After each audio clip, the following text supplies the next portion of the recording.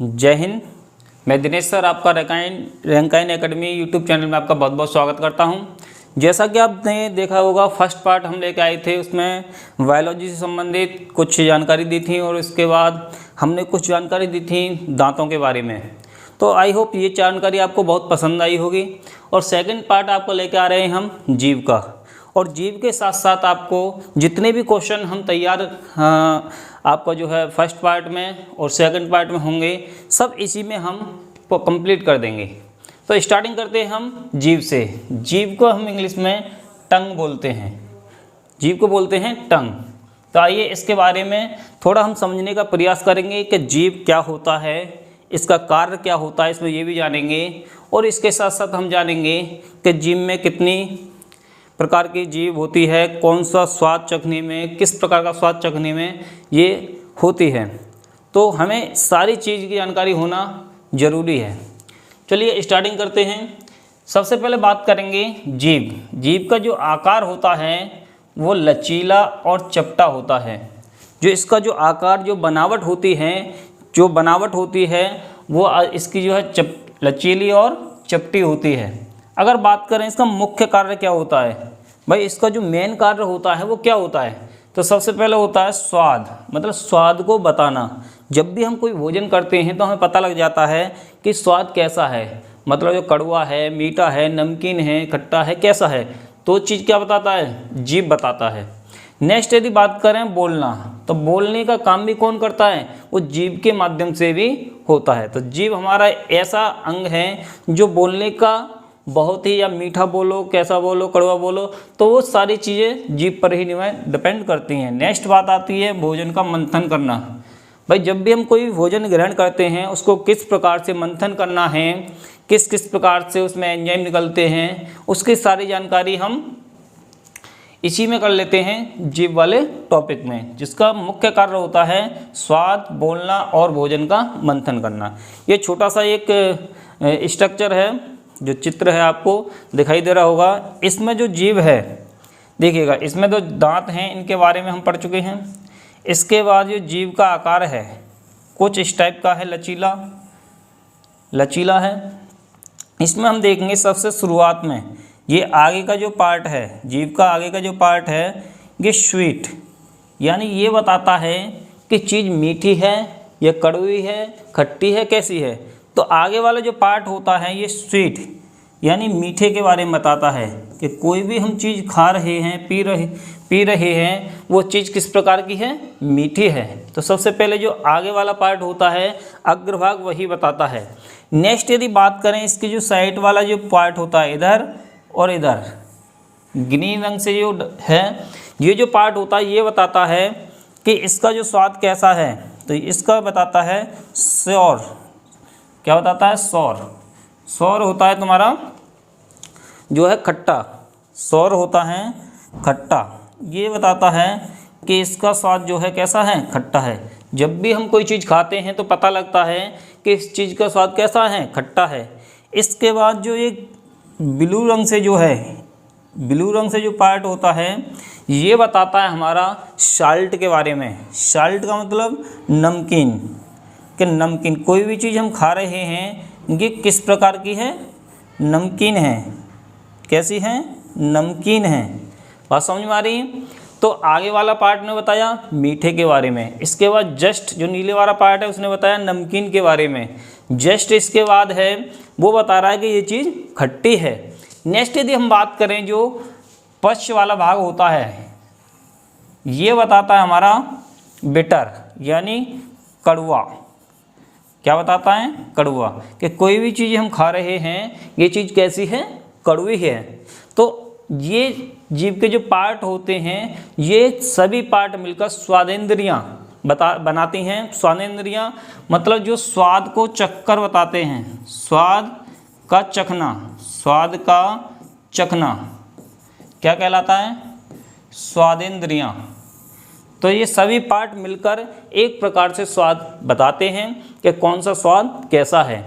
तो इसको थोड़ा इतना यहाँ से नहीं आता, जहाँ से क्वेश्चन बनेंगे हम बताते चलेंगे बढ़िया बढ़िया क्वेश्चन कहाँ से बनते हैं। देखिए सबसे पहले आपको एंजाइम से यहाँ से क्वेश्चन तैयार होंगे। एंजाइम हमारे कितने प्रकार के होते हैं जिम में? तो 4 प्रकार के होते हैं। कहीं कहीं आपने 3 भी देखा होगा, लेकिन आपको 4 प्रकार के एंजाइम देखने को मिलेंगे। पेपर में यदि आता है तो 4 ही टिक करके आना है। नेक्स्ट यदि हम बात करें कि एंजाइम 4 कौन कौन से होते हैं, तो एक होता है हमारा टाइलिन, नेक्स्ट होता है लाइसोजाइम, नेक्स्ट होता है म्यूसिन और 4 होता है डाइस्टेज। अब इनके बारे में भी हम जानेंगे कि आखिरकार ये काम कैसे करते हैं। भाई जो एंजाइम हैं इनका हमें कार्य भी पता होना चाहिए कि ये कार्य को आखिरकार करते कैसे हैं, कैसे इनका कार्य है, क्या क्या है, कैसे करते हैं, तो जानकारी हमें होना चाहिए।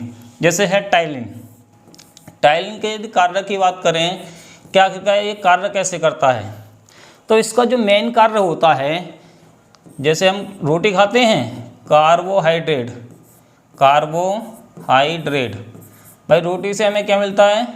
कार्बोहाइड्रेट प्राप्त होता है। तो कार्बोहाइड्रेट प्राप्त होता है तो इससे ही मतलब जो है स्टार्च, स्टार्च को ये बदल देता है किसमें? ग्लूकोज में, ग्लूकोज में। इसका जो मेन कार्य होता है वो स्टार्च को ग्लूकोज में बदलना होता है। बात समझ में आ रही है?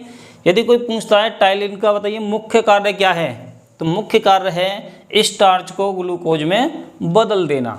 नेक्स्ट यदि बात करें लाइसोजाइम, इसका काम क्या है? तो इसका काम है जितने भी हमारे कीटाणु होते हैं, क्या होते हैं? कीटाणु। कभी कभी आपने देखा होगा कि हम गंदे हाथों से खाना खा लेते हैं, तो हमें गंदे हाथों से खाना नहीं खाना चाहिए। समझना चाहिए कभी भी सब्जी खाएं, खाना खाएं, कोई भी चीज़ खाएं, हाथ को धो लेना चाहिए। यदि कभी कभी क्या होता है, आपने देखा है कुछ गंदे बच्चे रहते हैं, इधर उधर खेलते रहते हैं, मतलब हाथ धो के खाना, साबुन से हाथ धो के खाना नहीं खाते हैं, तो वहाँ पर लोग बीमार क्यों नहीं पड़ते हैं? तो यहाँ पर एक हमारा एंजाइम होता है जिसे बोलते हैं लाइसोजाइम। इसका काम होता है कीटाणुओं को मारना। ये कीटाणुओं को क्या करता है? मारता है। क्या करता है? कीटाणुओं को मार देता है। बात समझ में आ रही है? तो टाइलिन और लाइसोजाइम दोनों बात आपको समझ में आ गई होंगी कि इनका काम क्या है। नेक्स्ट यदि बात करें म्यूसिन, म्यूसिन का काम क्या है? ये एक प्रकार का चिपचिपा पदार्थ होता है, चिपचिपा पदार्थ होता है। भाई ये क्या होता है? इसका क्या काम है? तो ये एक प्रकार का चिपचिपा पदार्थ होता है। जैसे ही हम खाने को खाते हैं और मुंह में जब चलाते हैं तो हमारे खाने को ये रसीला बना देता है। कैसा बना देता है? रसीला बना देता है, जिसके कारण कैसा बना देता है? रसीला बना देता है, और जिसके कारण खाना जो है आसानी से जो है मंथन हो जाता है। नेक्स्ट यदि बात करें डाइस्टेज, ये क्या होता है भाई? डाइस्टेज हो सकता है इसको कम लोगों ने देखा हो। डाइस्टेज का काम होता है स्टार्च को, स्टार्च बोलिएगा, इसको हम मंड भी बोलते हैं, स्टार्च या मंड। अच्छा, कुछ लोगों को ये लग रहा होगा कि सर जी स्टार्च क्या होता है, मंड क्या होता है, बहुत सारी ऐसी फीलिंग आती हैं, क्योंकि हम इसी चीज़ को बताने के लिए हैं। स्टार्च का ही मतलब होता है चोकर। अब हो सकता है किसी को चोकर के बारे में बताना हो कि चोकर क्या होता है भाई ये। तो आपने देखा होगा जब भी आप गेहूं लेके आते हैं और पिसवाने के दे के आते हैं चक्की पे, तो उसके जो छोटे छोटे कण होते हैं, छोटे छोटे कण होते हैं, उन छोटे छोटे कण को ही हम स्टार्च या चोकर कहते हैं, स्टार्च या चोकर कहते हैं। और ये जो है मंड या स्टार्च को जो है इससे क्या मिलती है? ये ऊर्जा में परिवर्तित कर देता है। क्या करता है? ऊर्जा में परिवर्तित करता है। किस चीज़ को? कोई हमारा खाना है और जो है वो स्टार्च में टूटा, फिर उससे क्या मिलेगी? हमें ऊर्जा मिलेगी। क्या मिलेगी? ऊर्जा मिलेगी। नेक्स्ट यदि हम बात करें कि लार ग्रंथियाँ, कि लार ग्रंथियाँ कितने टाइप की होती हैं, तो वो होती हैं आपकी 3 टाइप की। कितनी टाइप की? 3 टाइप की। जो लार ग्रंथियाँ होती हैं 3 टाइप की, बात 3 टाइप की होती हैं, पैरोटिड, सबलिंगुअल और सबमैंडिबुलर। तो तीनों ग्रंथि के बारे में बहुत अच्छे से जानेंगे। देखिएगा, ये जो ग्रंथि होती है इसमें ये सबसे, अगर हम बात करें सबसे बड़ी होती है, सबसे बड़ी। अगर कोई ग्रंथि तीनों में यदि बात करें कि लार ग्रंथियों में सबसे बड़ी ग्रंथि कौन सी है, तो वो है हमारी पैरोटिड ग्रंथि। आखिरकार हम नेक्स्ट बात करें एक आपने देखा होगा कि सर्प जो होता है जो किसी भी व्यक्ति को क्या करता है, डस लेता है या काट लेता है, ठीक है। लेकिन कुछ आपने जगह देखा होगा सपेरों को नहीं काटता है और सपेर आराम से उसे गले में भी डाल लेते हैं और खेल भी अच्छा दिखाते हैं। तो हमें आखिरकार सर्प क्यों काट लेता है, उन लोगों को क्यों नहीं काटता है? तो ये बात आपको समझ में आनी चाहिए, क्योंकि सर्प में एक ग्रंथि पाई जाती है, सर्प में एक ग्रंथि पाई जाती है जिस ग्रंथि का नाम है पैरोटिड ग्रंथि। पैरोटिड ग्रंथि को ही उसका दांत जो है सपेरे तोड़ देते हैं। बात समझ में आ रही है? इसी वजह से जो सर्प होता है वो नहीं काटता है और आसानी से जो है वो खेल दिखा देते हैं, अच्छे अच्छे बढ़िया बढ़िया खेल दिखाते हैं सर्प के, ठीक है ना। नेक्स्ट यदि हम बात करें भाई, ये सबसे बड़ी होती है, सबसे बड़ी। इसके बाद नेक्स्ट हम सबलिंगुअल की बात करें और इसके बाद सबमैंडिबुलर, ये सबसे छोटी होती है, सबसे छोटी होती है, ठीक है ना। और सबलिंगुअल ये मध्यम होती है, क्या होती है, मध्यम होती है। तो आपके पेपर में केवल दो ही चीज़ पूछी जाएंगी कि ये सबसे बड़ी कौन सी होती है, पैरोटिड, सबसे छोटी कौन सी होती है, सबमैंडिबुलर। तो दो ही क्वेश्चन आपके यहाँ से तैयार होंगे। चलिए नेक्स्ट आगे बढ़ते हैं। नेक्स्ट आता है पाचन का मुख्य कार्य। भाई जो हम पाचन का जो मुख्य कार्य है आखिरकार वो क्या होता है? तो यहाँ से सिंपल सा क्वेश्चन पूछ लेता है कि ऊर्जा का निर्माण करना। पाचन का मुख्य कार्य होता है ऊर्जा का निर्माण करना। अब ऊर्जा का निर्माण कैसे होता है इसको भी हम जानेंगे, जैसे कि 38 एटीपी का निर्माण कैसे होता है इसको हम जानेंगे नेक्स्ट टॉपिक में जो आएगा आपका, उसमें इसको जानेंगे माइटोकॉन्ड्रिया में, इसको पूरा डिटेल से पढ़ाएंगे 38 एटीपी का निर्माण कैसे होता है। अभी आपको यहाँ पर यही समझना है कि पाचन का मुख्य कार्य क्या है, ऊर्जा का निर्माण करना, ठीक है।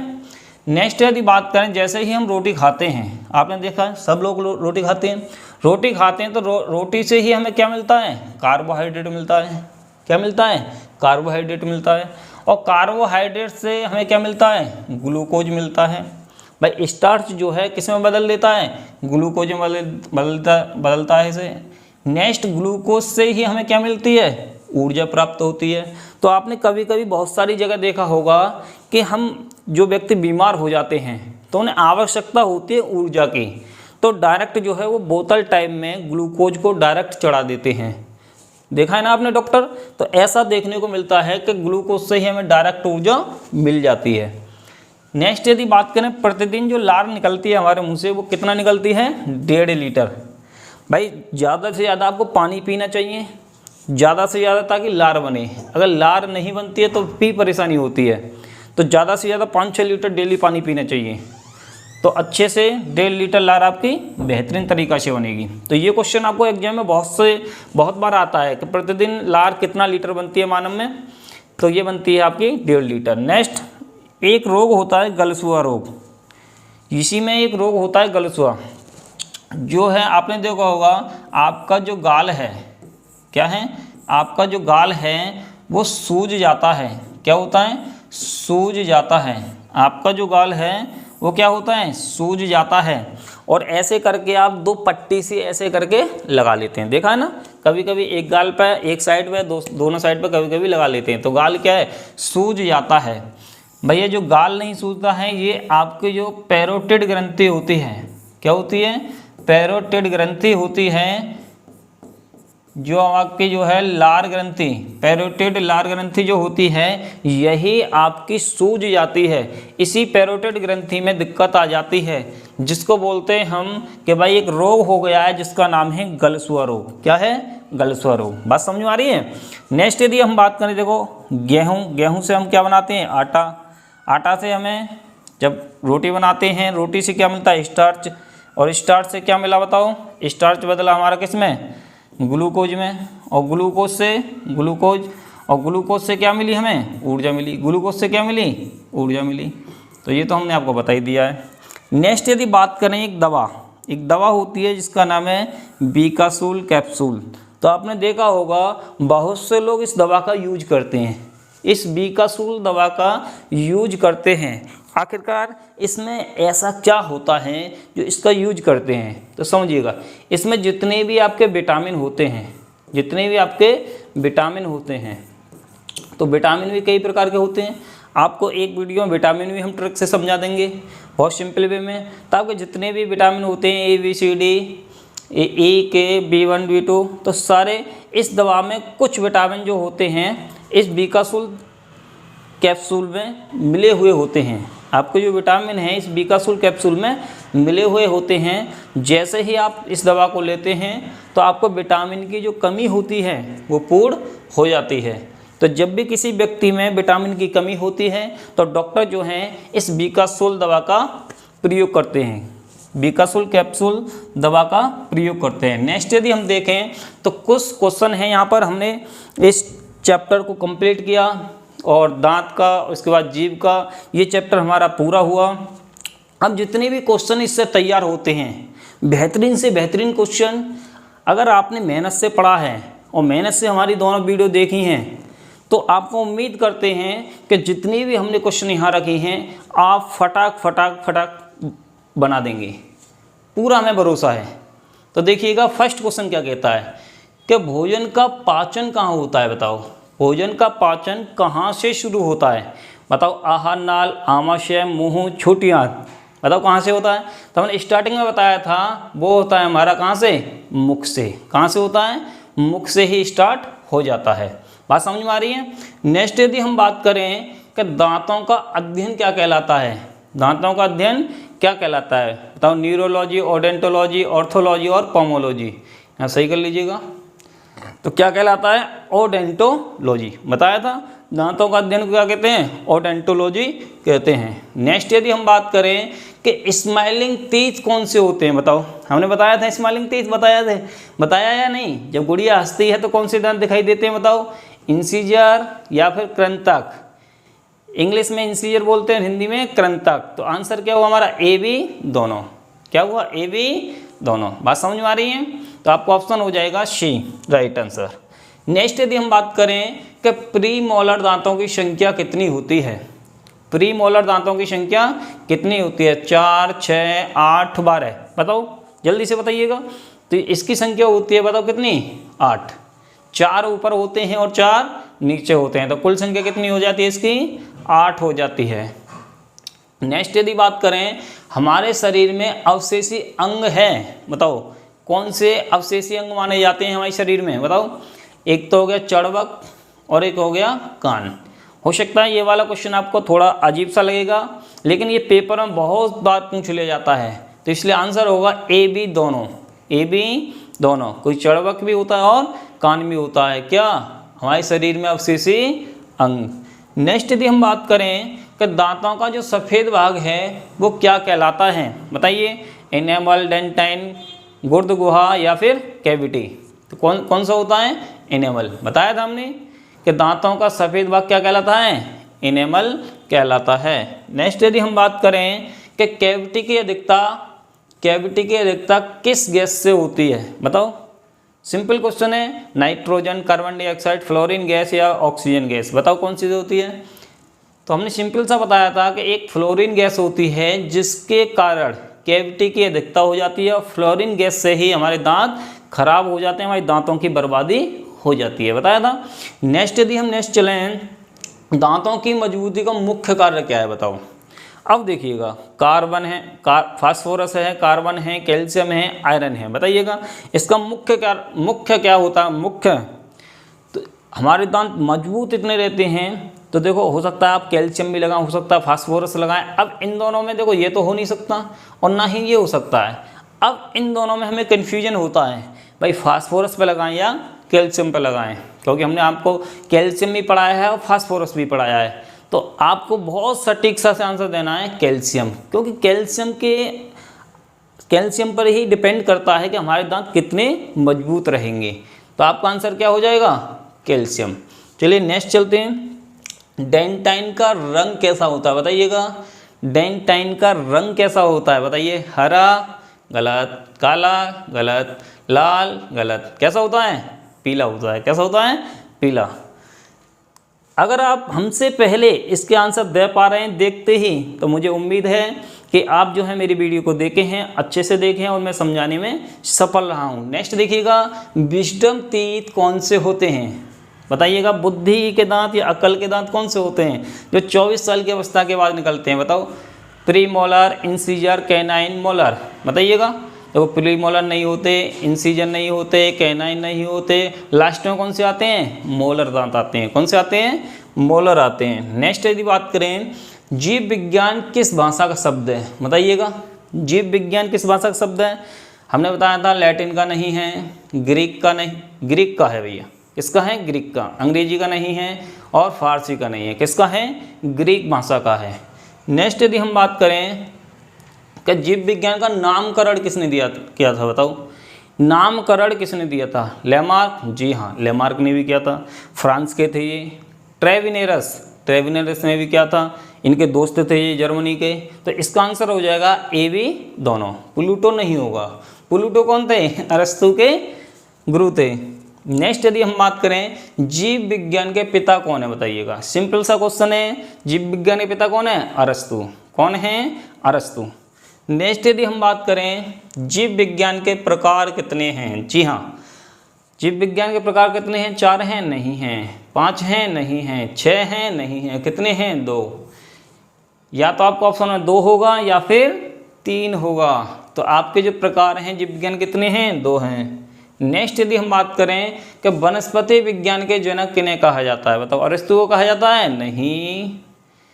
ल्यूवेनहॉक को कहा जाता है? नहीं। लेमार्क को कहा जाता है? नहीं।